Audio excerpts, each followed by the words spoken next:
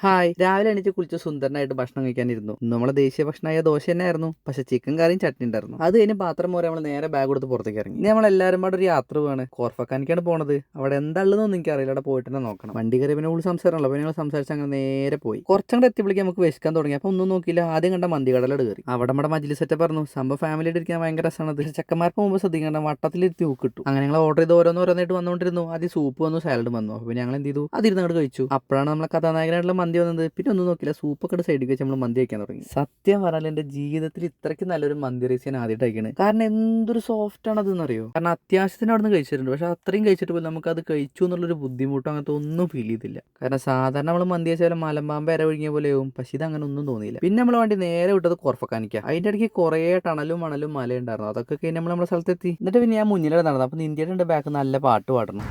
കുണുങ്ങി കുണുങ്ങി കുണുങ്ങിയ നടത്തം കണ്ടോ നീ, കുണുങ്ങി കുണുങ്ങി കുണുങ്ങിയ നടത്തം കണ്ടോ നീ.